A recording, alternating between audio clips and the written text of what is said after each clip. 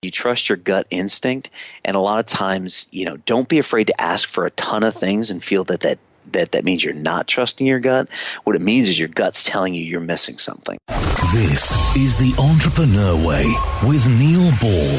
Unlocking the secrets of successful entrepreneurs 7 days a week. Subscribe to our podcast and follow us on Twitter at Neil D. Ball. Napoleon Hill said the power of the mastermind is the driving force.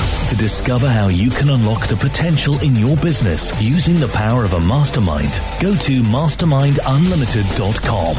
And now, here is your host, Neil Ball. Hello, it's Neil Ball. Thank you so much for joining me today on The Entrepreneur Way. The Entrepreneur Way is about the entrepreneur's journey, the vision, the mindset, the commitment, the sacrifice, failures and successes. I am so excited to bring you our special guest today, Chris Sprague. But before I introduce you to him, I have a quote for you. Chris Van Allsburg said, "At first, I see pictures of a story in my mind. Then creating the story comes from asking questions of myself. I guess you might call it the what if, what then approach to writing and illustration." The Entrepreneur Way asks the questions so we all get the insight, inspiration and ideas to apply in our businesses. Chris, welcome to the show. Are you ready to share your version of the Entrepreneur Way with us? Yes, Neil, I am. Let's get rocking. Thank you for coming on the show, Chris.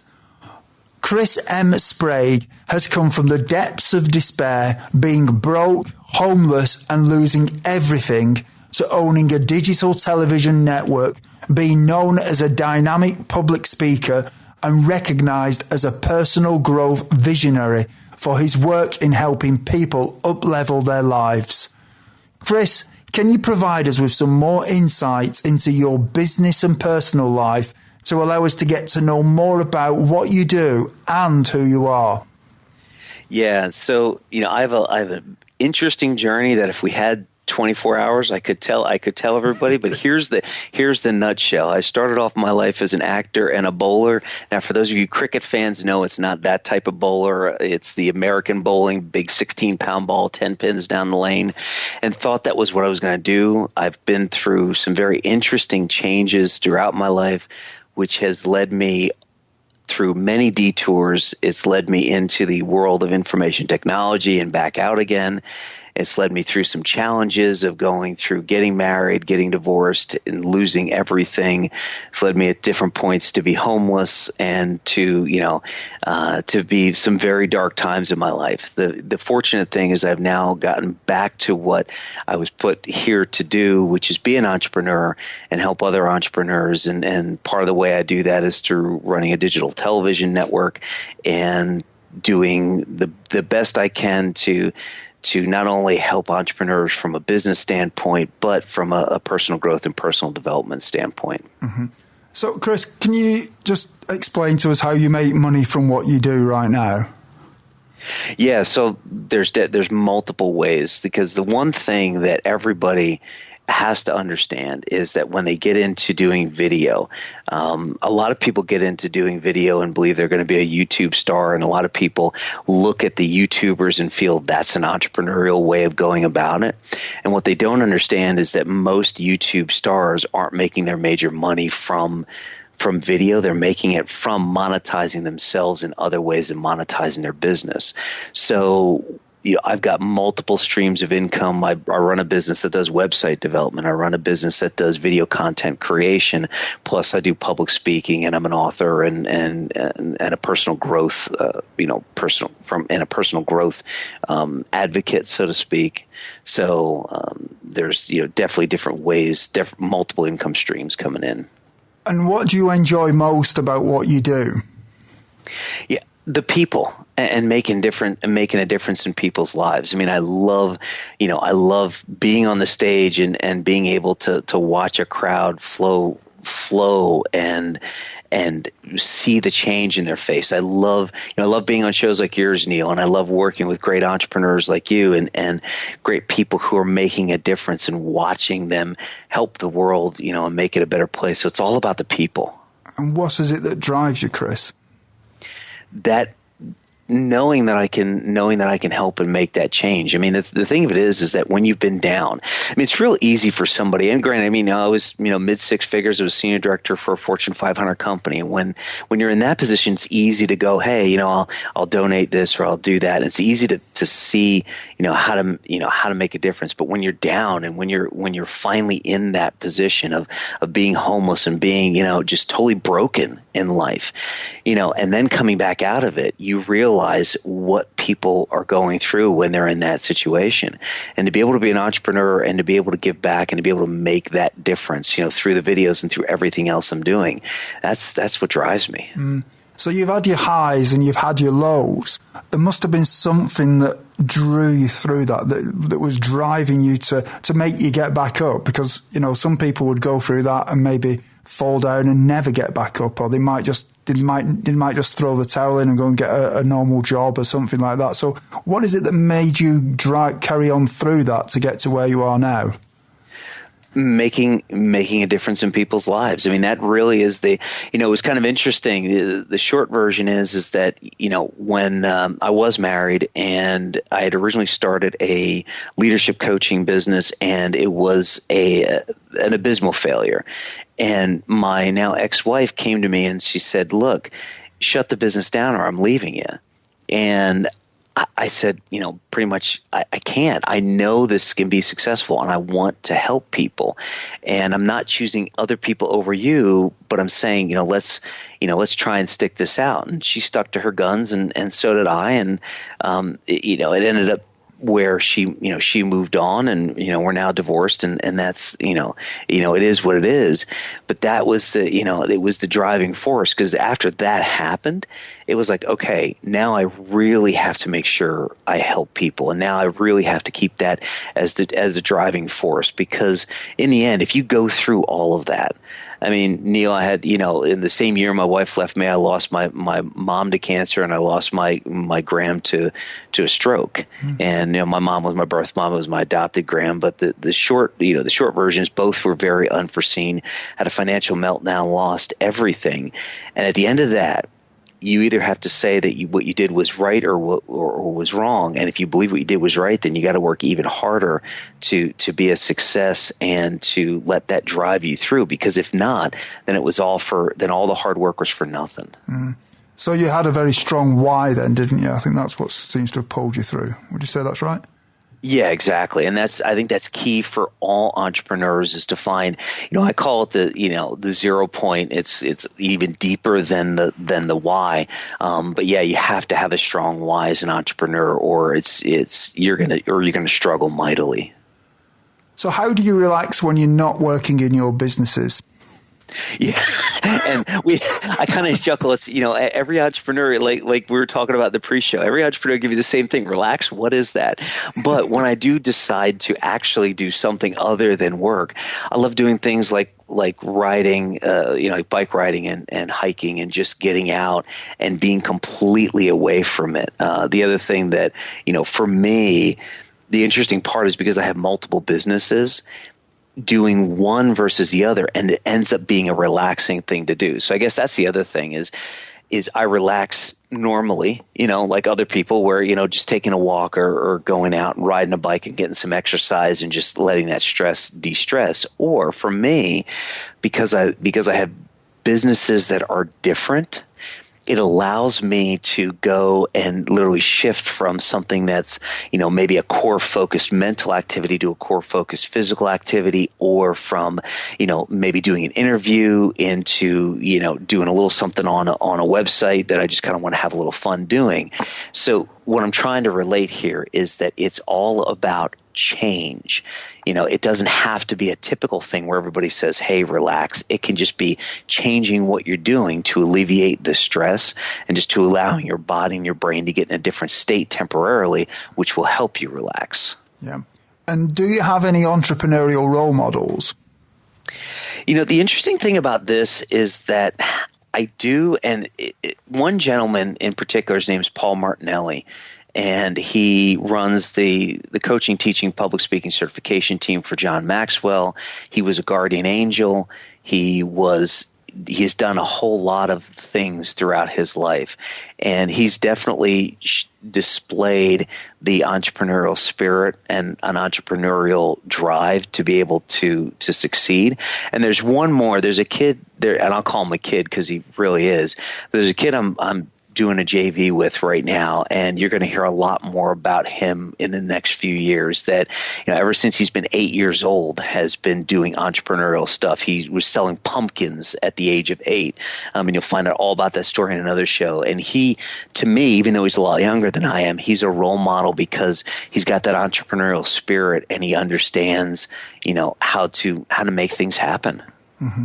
What's his name? His name is Brandon Dietrich. Chris, what I'd like to do now is talk about the time before you were an entrepreneur. What difficulties did you have to overcome when you started your business? Yeah, so my business and my entrepreneurial life came in two separate forms. One, when I was 20, I bought a storefront business. So even at the age of 20, I knew I wasn't really meant to be working for other people. And that I ended up having to close that. Conditions changed, and it was just I wasn't able to change with the conditions. So then I had to go back to work, and that is where some of the struggle really came in, is fitting an entrepreneurial mindset into corporate America. When I finally got back out of corporate America and got back into starting the business, I looked at it and at the beginning just thought everything was going to go great and going to go wonderful. And of course, as we know, that all doesn't happen. I mean, I went into it with rose-colored glasses. And I think part of the challenge becomes, if I would look back, the challenge that I wish I would have realized was how difficult it was going to be to build the business and get how difficult it was going to be to build the business and get, I don't want to say recognition in the wrong way, but get people to recognize the services and the what I could offer them. So I think that, looking back, that's the challenge I wish I would have realized that was going to happen. And did you have any doubts that delayed you starting your business? I paused because there was a delay in starting a business, but once I took the leap, there was no doubts, and the challenge for me was, there wasn't a doubt that the business would be successful, but because of the situation of being laid off from corporate America, not having that any income at that point other than unemployment, it was and I had to literally give up on employment to start the business. So that might have been the only doubt, been like, look, okay, I have to give up this unemployment to start the business because the way the laws were, I couldn't even work on the business and collect unemployment at the same time. And having a wife and everything, that would have been the one minor doubt. I must admit, at the beginning, my ex-wife was very supportive. In fact, when I came home after listening to a conference call about doing something that, would lead to some training and I could possibly at some point start a business, she said, just go do it. So it's something that, I guess looking back, the only doubt I might have had was, okay, I had to give up an actual income stream to start the business. And it's like, okay, will this be successful? But, I overcame it fairly quickly and said, hey, it's going to be successful right away. Little did I know how long it would take. What mistakes did you make that slowed your journey? Not partnering with the right people at the beginning. I partnered with John Maxwell, which was a great choice. And I've got a master's in leadership, so it was a very natural fit for me to be certified by John. I had some other people who wanted to partner with me, and I didn't go about it in the right way, which led to them not partnering with me, and I believe delayed the success of the business. And what are some of the things that you did before you started your business that'd be helpful tips to some of the listeners who haven't yet taken the first step on the entrepreneur way? Yeah, be an addict to personal growth. That was the one thing, and that was the one reason that gave me the strength to believe I could, go back in and do business even after, umpteen years earlier having to shut down, is I was a continual learner. I was always listening to audiobooks, and I was always learning and then implementing and trying new things. So it's something that, if you're thinking, if you're even thinking about being an entrepreneur, you also have to be committed to constantly learning and improving yourself, because, when you're an entrepreneur, until you build a big business and until you have people, you're it and you're the brand. And if you're not growing and changing and learning and willing to commit that time to growing yourself, it's going to be a big challenge to grow your business and your business. Mm-hmm. You've mentioned John Maxwell a couple of times. Could you just tell us a little bit more about that? You said you've partnered with him. What did that involve? Yeah, so John, back in 2011, geez, it has been 5 years, John started a coaching, teaching, and public speaking certification program, and I joined him as a founding partner in his program. It's the typical training / hey, you get a nice seal for being an early adopter.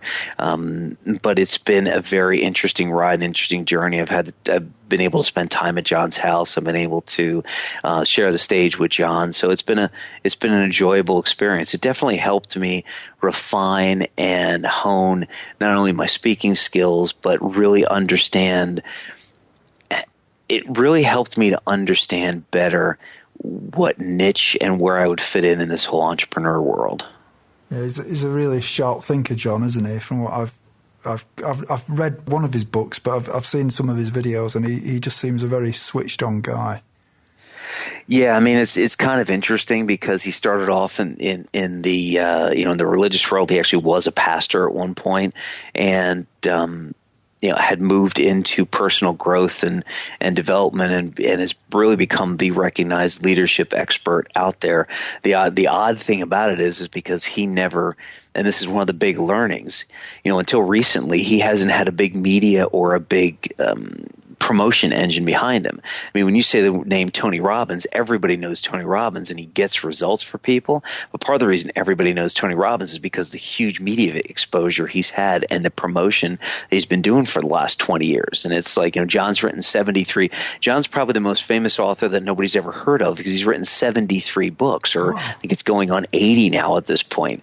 And it's like, you go, wow, how can I not have heard? And it's like, well, that's what happens when a person doesn't promote themselves and lets it just grow organically. And that's one of the big learnings, is the fact that, funny part is a lot of people are saying John's, even though he's old, he's turning into this overnight success. But it's like, no, he's been around for a long time. It's like when you don't promote yourself, you will look like an overnight success just because nobody's heard of the great things you have to offer. Yeah. Chris, what I'd like to do now is talk about the entrepreneurial journey a little bit more with you. Do you think culture is important from the beginning in a business? Yes. It's kind of interesting you're asking me that. For those of you here in America listening to my voice, I'm from outside of Philadelphia, and yes, we just had to go through the Chip Kelly era, who always talked about culture versus scheme. Culture is extremely important because the culture that you build will dictate the people you will attract, not only as ideal clients, not only as customers, but as employees and as potential JV partners. You mentioned culture versus scheme there. What is that?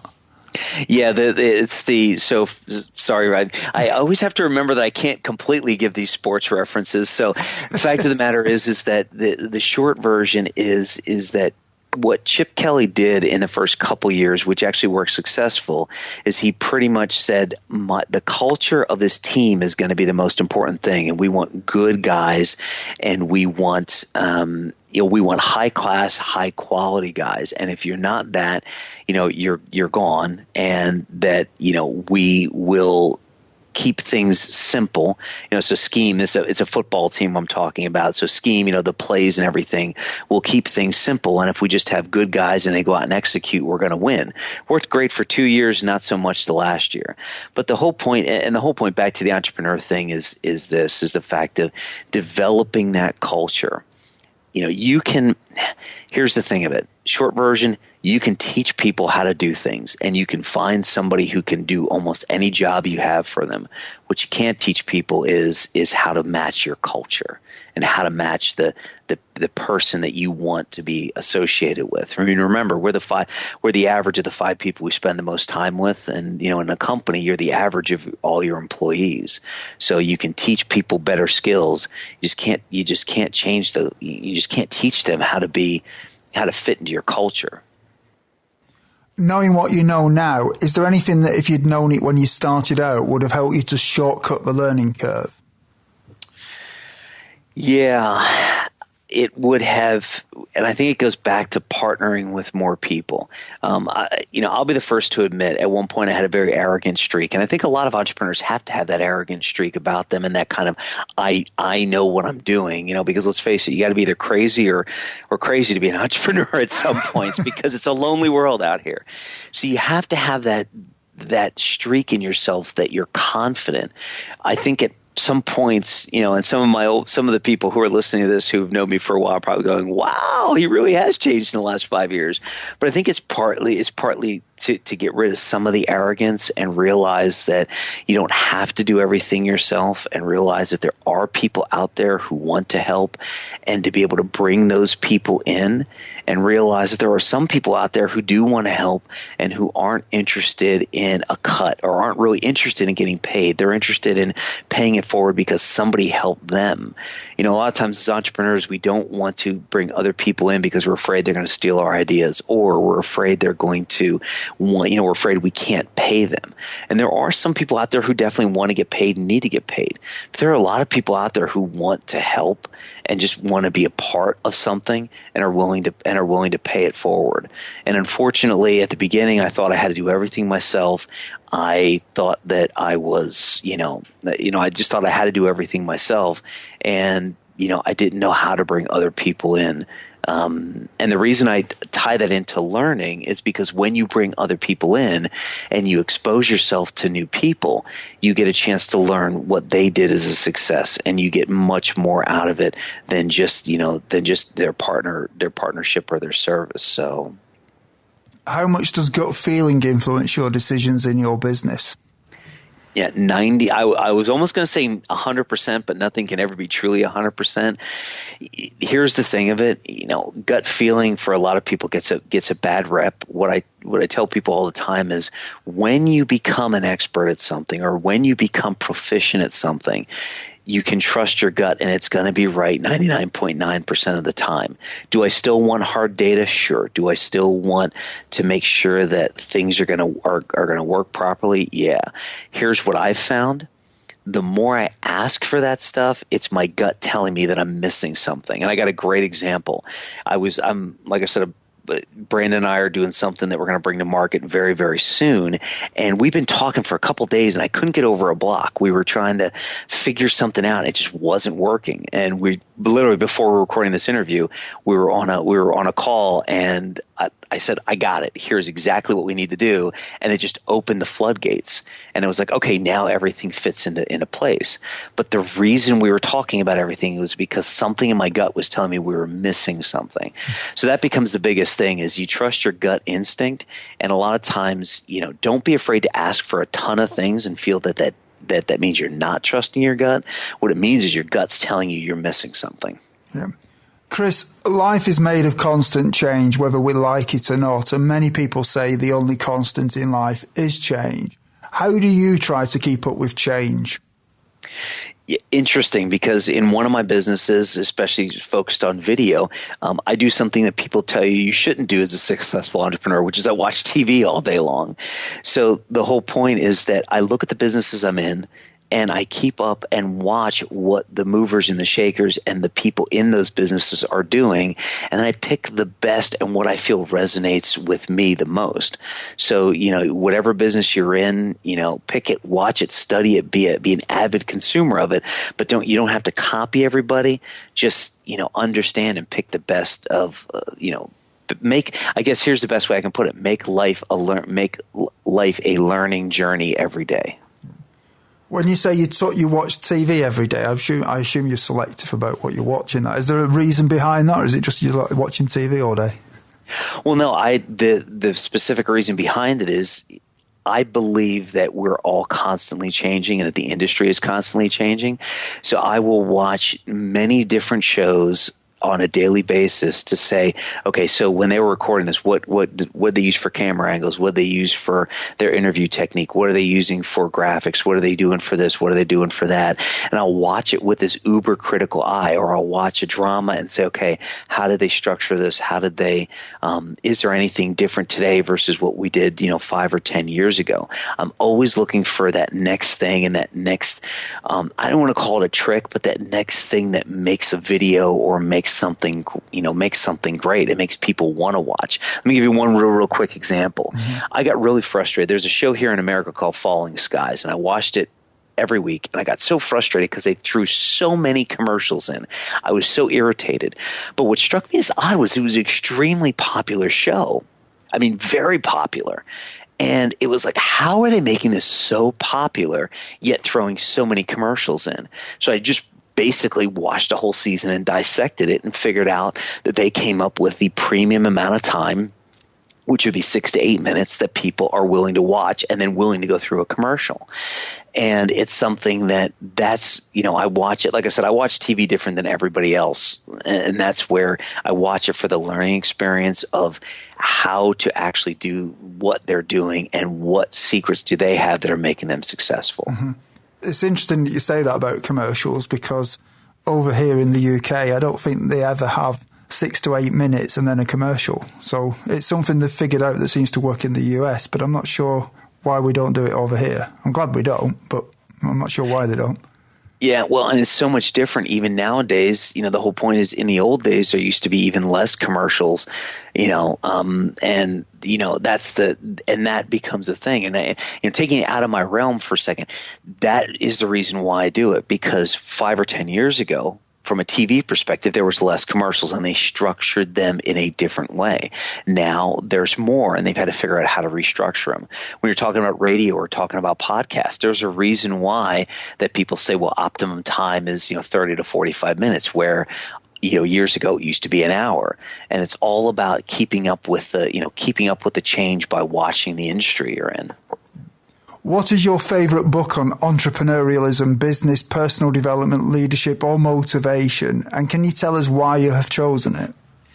Yeah, so I'll go with a trifecta here of the typical ones: Think and Grow Rich and As a Man Thinketh, and then one from John Maxwell, The 21 Irrefutable Laws of Leadership. And the reason I put all of those together is because I believe that if you look at each one of them, they have the valuable tips, tricks, and things that you need to at least start your entrepreneurial journey. You've got, As a Man Thinketh, and you've got, the whole story of, and Think and Grow Rich, and the whole story of 3 Feet from Gold. I mean, that's one of the stories that I love to talk about, because, you never want to give up if you're, you have to know that you're going in the right direction, but you never want to give up before you hit that big prize.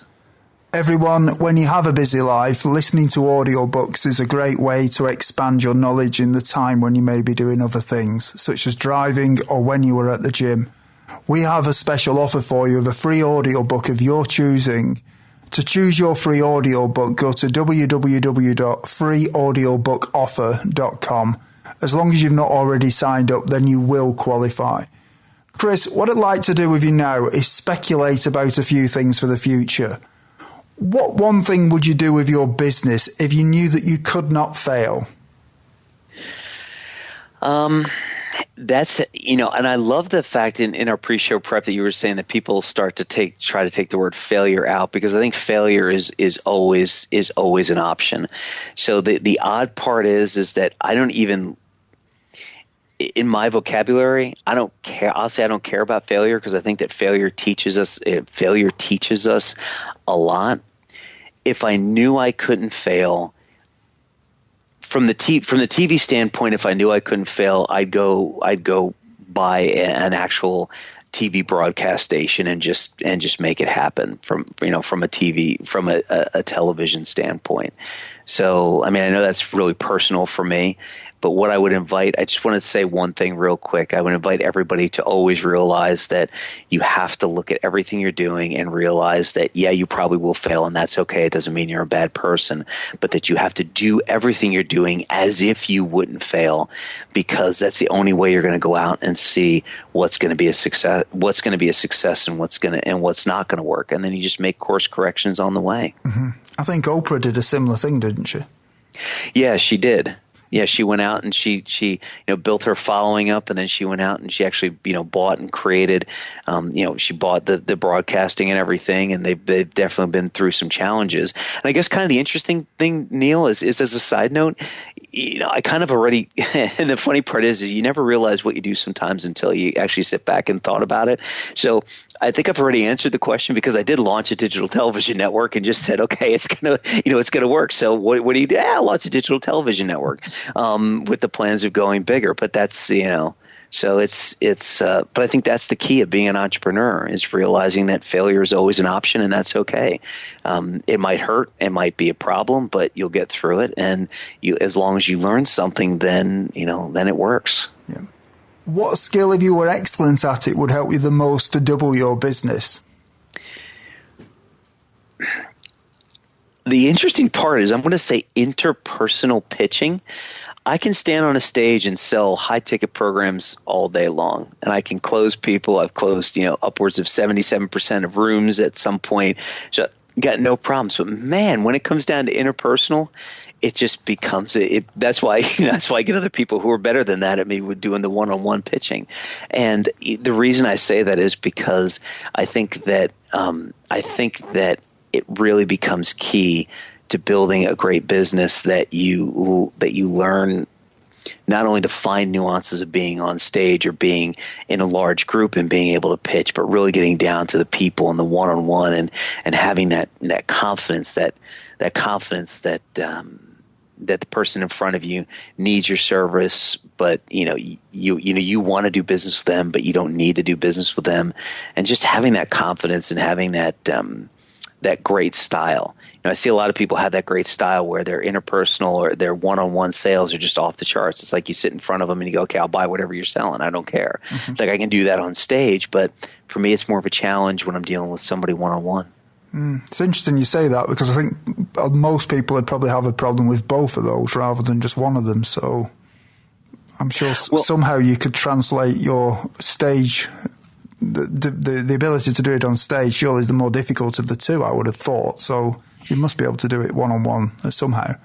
Well, see, here's the thing of it, and I'll give you the explanation real quick. On stage, I have a safety barrier. Yeah. I have that stage and that barrier where if I pitch you and sell you, and if I pitch you and you don't buy, you're not saying anything to me personally negatively. I've never had anybody come up, and now I probably will, but I've not yet had anybody come up to me and say, anything negative about the program the programs that I pitched. I've only ever had positive. However, when you're dealing one-on-one, that gives the person a chance to say something negative directly to you, and I think that's where the block comes in. It's like I don't like sitting in front of somebody and having them tell me they don't want what I'm selling them, because I fully believe that what I'm giving them is a gift for them, and that it will help their life. And it's I take it personal. I guess that's the best way to put it. Mm-hmm. And being real, this is like, Neil, I have no clue what you did, but I'm being super open, and people listening to this are going, holy cow, this is a different side of Chris. But it's that thing where I don't want to be rejected by that person sitting in front of me. I don't care if I'm in a crowd of 10,000 and only, and I sell 10% of the room. I don't look at it as saying that other 90% rejected me. But if I sit down with you one-on-one and we're going through something and it doesn't work, then because I believe in what I do so much, and I really take it personally. Yeah. It's probably something to do with mindset, isn't it? I think, I don't know, have you heard of Ari Galper? Yes. Yeah, I think Ari talked about discovering the truth, and it's about discovering the truth of whether there's a fit between the two of you and whether or not you can help that person or not. And I think once you get that mindset into your mind of discovering whether the truth is that you can or you can't, then you're not really being rejected. You're just discovering that, aren't you? I think that's a good way of looking at it. Yeah, that's a great way of looking at it, and it'll definitely help me readjust when I look at things like that. So thank you for that. I think Ari could probably explain it better than I have. But in 5 years from now, if a well-known business publication was publishing an article on your business after talking to your customers and suppliers, what would you like it to say? That, and this is going to sound so wishy-washy and awful, that he was a good, fair, and honest guy, and that we've got more value for our money than we thought. In other words, my goal is to always exceed the clients and the customers' expectations. I want them to say that the business, that we expected this, and he far exceeded what we expected, and that the business delivered us far better results than we could have ever hoped for, and that he was good and honest dealing with them, and that they delivered on what they said they were going to do. If they couldn't do something, they told us, and we worked through it. That they were, like I said, they were always honest, and they made a difference in our business and our life. Mm-hmm. And he has an awesome TV network. There you go, and he has an awesome TV network. But that's it. Well, and that all goes into it. I mean, yeah, sure. I mean, I would like them, after exceeding the client's expectations, sure, I would love for them to say that, this is the, from a more selfish standpoint, I would love them to say this is the go-to network for people who want personal growth, personal development, for people who want to expand their business, for people who want a shot at being on TV, who want to be recognized as a top performer. So not only from a watching that we got everything out of it, but from a, hey, this is somebody you want to work with. I mean, I would love for them to look at it and say, this is a personality that you want to host, kind of like a Ryan Seacrest, where he's all over the place, and it's because people want, to be a part of his world, and know that, he can do, he personally can deliver something, but also his influence. So yeah, I mean, that all goes into it. We're now at the part of the show where you share 3 golden nuggets with us. Chris, what is your favorite quote, and how have you applied it? My favorite quote is, when you change the way you think about things, the things you think about change. And it's all about perception, and it's all about applying and looking and, turning, and it sounds so cliche, but turning negatives into positives, and just looking and saying, okay, I could look at it, even like my divorce, I could look at it as an ending or a new beginning. And it's like, okay, I went through the whole grief cycle, but in the end, if my ex-wife is now happier wherever she is and whatever she's doing, and I'm in a better place, then it was what was the best. And it's very difficult, but I can't stress strongly enough that, for the most part, when you change the way you think about things, the things you think about will change. Yeah. Do you have a favorite online resource that you can share with us? Favorite online resource. Here's the thing of it. So this is more for video people, but I would say there's a site called Film Riot that's great for video people, and kind of the both the in person and the both the in person and the online video. I know another site that, this is where I hate this, because I will have a resource that I would drive everybody to that will be helpful for entrepreneurs. It's just not ready yet. But the other site, I just found out about this that seems good. That's kind of a membership site, has a lot of mentors in. David Robinson, an ex-NBA star, is a part of it. It's called Thrive 15. And those are 2 that seem pretty good. I think that'd be it for this. Thank you for that. What is your best advice to other entrepreneurs? The best advice would be, understand how long the journey is going to take, and don't let it deter you. The thing of it is, as entrepreneurs, we all jump in, and most of us think it's going to happen right away, or most of us need it to happen right away. I mean, let's face it, a lot of people jump into being an entrepreneur because they're in transition, or they've been laid off. And what a lot of entrepreneurs don't understand is that all these overnight successes you see really aren't overnight successes. They've taken, months and sometimes years to get to where they're at. So it's something that if you don't start today, then it's just going to delay getting to your endpoint. So while it's great to know you need money right now, always plan on it taking longer than you quote unquote think it will, and then work to do it as quickly as possible. And just understand that, we can look for things that are quick and some things do go viral, but the fact of the matter is in the end, it's all a journey. And that would be the one other thing, and this is kind of I would say the other piece of advice that I would like to give here real quick, because I just mentioned virality, and I think this is probably even better than the length of the journey. When it comes to going viral, it's great to want to go viral. Always, always, always have a plan to monetize your success once you go viral. The biggest thing I see with entrepreneurs, they have this vision that if they go viral, they will be a success, but they have no way to monetize it. Well, guess what? Just going viral and just putting yourself in front of 1 million people is not going to make you a great entrepreneur. You have to be ready to monetize it on the back end so that you can continue that virality and make it measured over time, make your success measured over time.